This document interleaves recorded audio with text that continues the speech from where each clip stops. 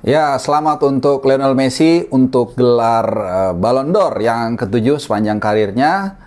Ya, setelah menyingkirkan Robert Lewandowski dan juga Jorginho. Dan di edisi kali ini, ya gue mau mengupas habis terkait bukan hanya soal gelar Messi, tapi juga ya seperti apa sih Ballon d'Or ini, bagaimana cara votingnya, kemudian siapa aja yang bisa voting, lalu siapa aja selama ini yang mendominasi, apa yang menarik, dan mungkin apa yang bisa diberbagi ke depannya. Jadi ada banyak aspek yang kita akan, atau gua akan kuliti di edisi kali ini. Jadi kita akan discuss bareng-bareng, kita akan share, karena mungkin juga lu ada pandangan yang lain. Jadi gua akan mulai dari yang pertama, dari keberhasilan Messi meraih gelar ini. Ya, jadi ini mengapa gue bikin judulnya LM7 ya. Jadi karena Lionel Messi gelar ketujuh ya. Jadi rival abadinya dengan Ronaldo ini so far dimenangkan oleh Messi, dan kemungkinan end up-nya akan Messi akan menjadi pemenang karena rasa-rasanya, karena Ronaldo kan 5 gelar. Messi 7, dan dengan usia Ronaldo tuh Februari 37 usianya. Sementara tahun depan Messi usianya kalau nggak salah 35 ya. Jadi rasa-rasanya dengan sisa waktu yang dimiliki Ronaldo untuk mendapatkan dua gelar untuk menyamakan torehan Ballon d'Or-nya Messi, rasa-rasanya sulit. Tapi bukan itu yang mau gue bahas. Tapi ya itu tadi, ya Ballon d'Or ini seperti apa sih? Mungkin banyak yang belum tahu juga proses pemilihannya, kemudian waktunya berapa lama dan sebagainya. Nah, jadi ada beberapa hal positif yang gue ambil di sini, tapi juga ada beberapa hal yang ya mungkin menjadi masukan ya kalaupun didengar. Yang jelas di perhelatan gala dinner kemarin yang dilangsungkan di Paris ini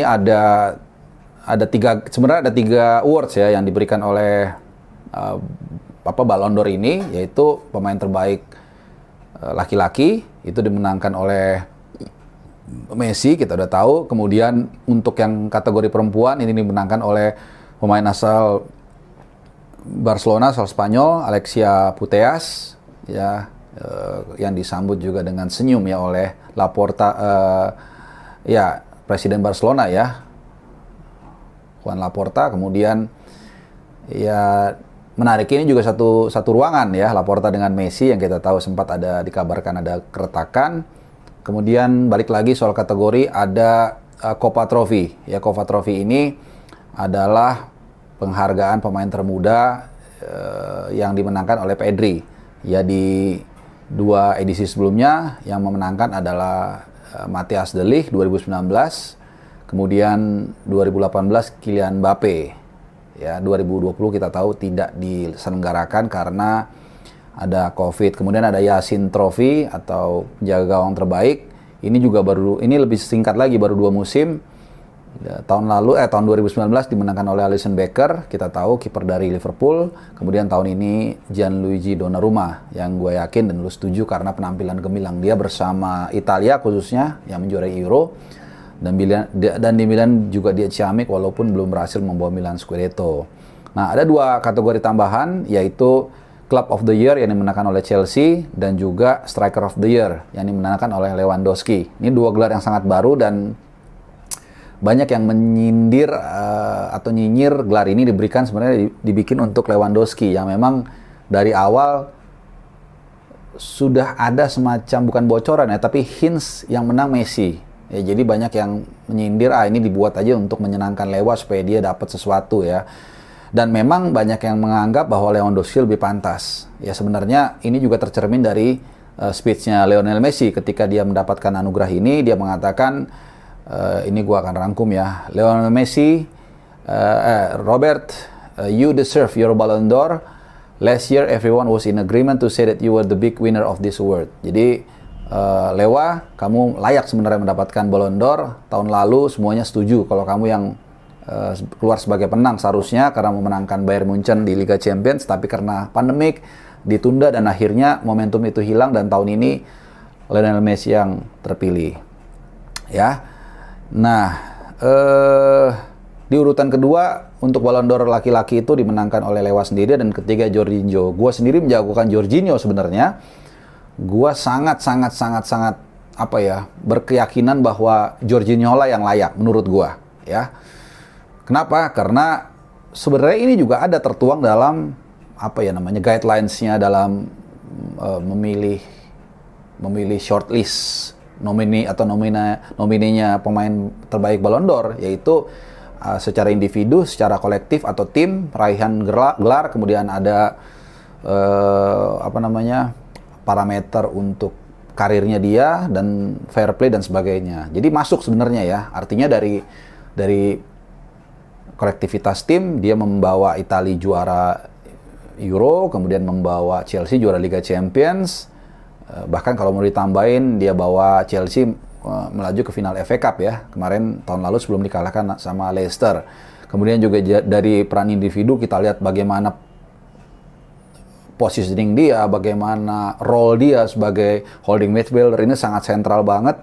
Dan jangan lupa dia juga seorang penalty taker. Walaupun di final dia gagal, tapi dalam beberapa kesempatan dia menjadi decisive maker ya. Jadi menurut gue dia yang paling layak. Tapi nah ini lagi balik.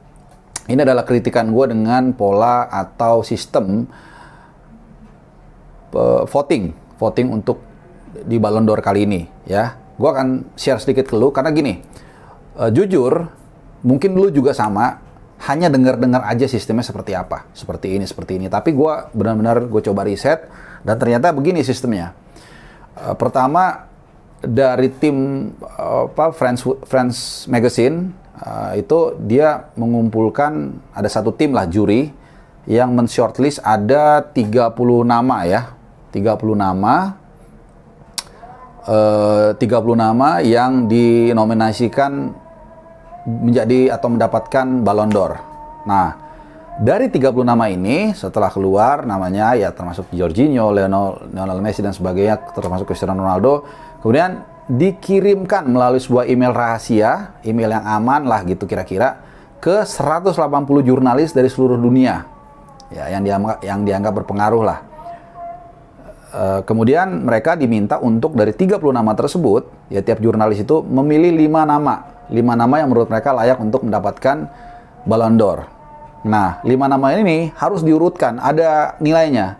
Jadi misalnya gue naruh, let's say Messi nomor 1, itu nilainya 6. Misalnya gue taruh Jorginho kedua, itu poinnya 4. Kemudian 3, 2, 1. Jadi 6, 4, 3, 2, 1. 6, 4, 3, 2, 1. Nah, kemudian dikumpulin, nah barulah keluar urutan itu dan Messi keluar sebagai urutan pertama dengan 613 poin, diikuti Robert Lewandowski 580 dan Jorginho 460. Nah, ini yang menjadi concern gue ya. Artinya apakah memang 180 jurnalis ini punya capabilities untuk memilih para pemain ini secara objektif dan secara knowledge yang memang dibutuhkan? Kan tidak ya, karena jurnalis ini latar belakangnya macam-macam.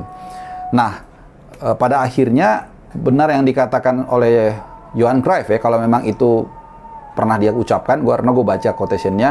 Jadi Ballon d'Or adalah sekumpulan jurnalis yang hanya memilih pemain terkenal. Ya karena let's say mungkin jurnalis dari Kepulauan Faro atau kemana, dia nggak tahu mungkin sebagaimana perannya, role pentingnya seorang Jorginho, atau sebagaimana besarnya tanggung jawab yang dipikul oleh Lewandowski bersama Bayern Munchen dan sebagainya. Nah, ini yang menjadi kritikan. Artinya gue melihat pemilihan ini tidak terlalu tajam karena tidak menyeluruh, tidak holistik dalam melihat kandidat itu dari berbagai sisi. Nah, gue mau mengajak lo sedikit ke Amerika. Kita tahu mereka tiap tahun annually ada menyerahkan yang namanya Oscar. Ya, gue nggak akan menerangkan secara detail. Intinya adalah mereka dari waktu ke waktu mengalami perubahan yang makin baik ke sini. Jadi dulu itu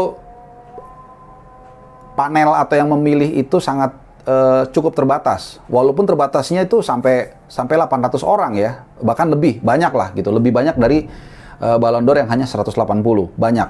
Tapi itu pun masih mengundang banyak kritikan karena memang belum melihat lebih banyak dari berbagai angle. Itu mengapa tahun 2016 itu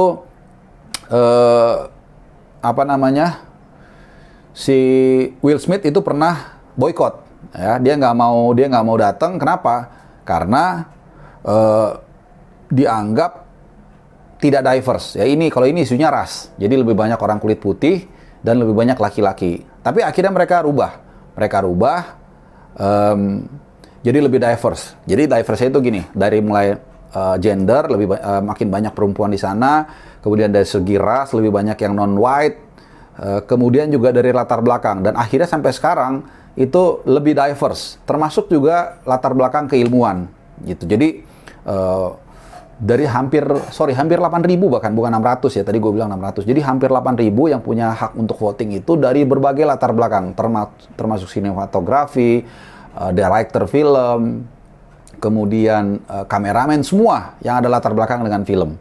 Dan menariknya adalah menurut yang gue baca, literally semua orang itu bisa meng-apply untuk mendapatkan hak voting. Nah, ini yang menarik ya. Jadi misalnya lu seorang sinemas, apapun itu latar belakangnya, entah lu seorang soundman atau apapun, lu bisa nge-apply ke mereka. Tapi mereka nanti akan tetap memverifikasi, menyaring sampai akhirnya dilihat, oke, lu punya hak, dianggap lu layak untuk menjadi juri. Nah, itu segitu terbukanya mereka.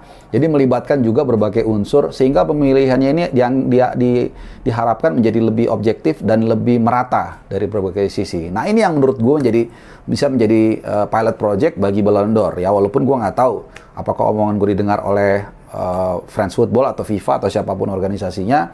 Tapi yang jelas ini pendapat gue, sehingga harus lebih diverse, harus lebih luas cakupannya, melibatkan stakeholder yang memang selama ini sudah berkecimpung. Salah satunya apa? Fans. Ya, they forget about us. Ini penting. Kita tahu slogan yang paling umum ya, football without fans is nothing. Tapi lihat di mana peran fans. Yang gua tahu tidak ada suara fans di sana. Kalaupun ada mungkin sedikit, hanya perwakilan mungkin ya, gua nggak tahu. Tapi setahu gua nggak ada. Kalau gue punya saran begini, 5-3-2. Jadi gini.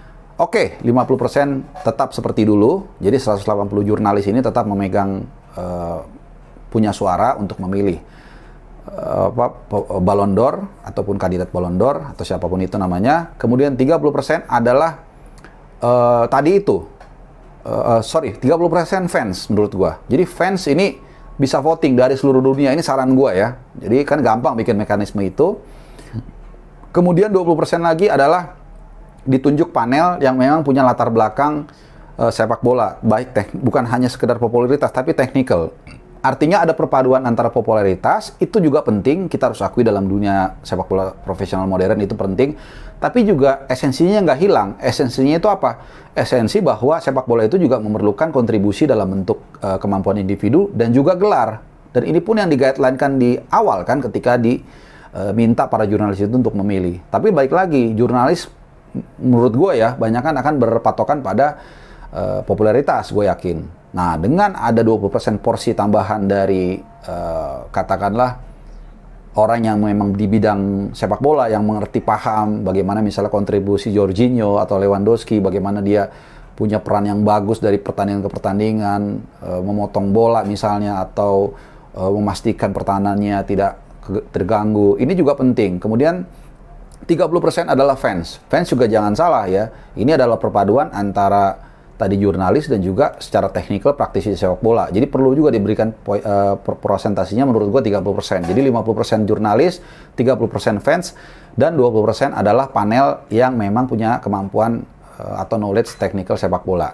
Itu saran gua. Sehingga akan lebih tajam nanti penilaiannya, dan juga ada bonding terutama dari fans, bahwa gue ada suara juga loh untuk menentukan pemain mana yang menurut mereka layak untuk mendapatkan Ballon d'Or.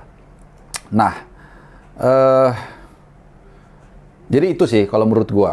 Jadi kita perlu belajar juga mengambil pilot project dari Piala Oscar tadi yang semakin hari semakin baik. Mereka pernah juga mengalami kritikan, tapi mereka berbenah dan kesininya semakin ya memang belum sempurna ya, lu nggak akan bisa memuaskan semua pihak, tapi paling tidak selalu menjadi lebih baik, menerima kritikan, dan juga menerima saran yang memang bisa membuat Ballon d'Or ini menjadi lebih bergengsi dan menjadi barometer lah kesuksesan pemain bola sepak bola profesional Indonesia secara individu. Nah, itu aja sih kalau dari gua terkait Ballon d'Or, tapi yang jelas selamat untuk Lionel Messi sebagai pemilik Ballon d'Or yang ke-7 dalam karirnya, dan juga Pedri, pemain muda yang memang gua rasa semua orang sudah menyangka, sudah menduga dia akan keluar sebagai pemenang karena memang luar biasa perannya baik di Euro bersama timnas, kemudian di Olimpiade juga dia main, dan juga di Barcelona menjadi tulang punggung bahkan ketika Barcelona sedang terpuruk ya. Jadi ini sangat luar biasa. Tapi yang sekali lagi juga kebesaran hati Lionel Messi juga harus diacungi jempol karena dia memberikan kredit poin kepada Lewandowski yang gue pikir juga memang tahun lalu kalau kita sepakat layak menerima gelar tersebut ya. Nah kalau sedikit kalau gue tambahkan, kalau Messi sendiri mungkin pertimbangannya memang dia berhasil membawa tim nasional negaranya akhirnya menjadi juara ya. Ini yang memang ditunggu-tunggu dengan dia, dan akhirnya membuat top of the cake ya. Jadi membuat tertutup tuh semua, si Lewandowski maupun Jorginho yang sukses bersama klub dan tim nasional masing-masing dengan keberhasilan Messi. Tapi lagi-lagi voting ini menurut gue perlu banyak pembenahan supaya lebih keren dan lebih dekat dengan fans ataupun seluruh stakeholder sepak bola. Ya, gue rasa itu aja. Ya, yang jelas apapun itu, ini adalah sebuah secerca seperti oase di padang gurun. Setelah tahun lalu memang nggak bisa dilaksanakan, tahun ini bisa dilaksanakan walaupun penuh dengan kontroversi. Yang jelas sekali lagi selamat buat Lionel Messi yang hadir bersama istri dan ketiga anak-anaknya. Yang ini membuat gua agak serem juga, bukan serem sih, nggak sabar menunggu apakah dari si Matteo atau siapapun itu, satu dari tiga itu bisa mungkin akan mengikuti jejak sang ayah menjadi pemain hebat, pemain besar bersama siapapun yang akan dibela nanti. Oke, itu aja soal Ballon d'Or di edisi kali ini. Semoga bisa memberikan manfaat dan kita ketemu lagi di video-video yang lainnya. Ciao.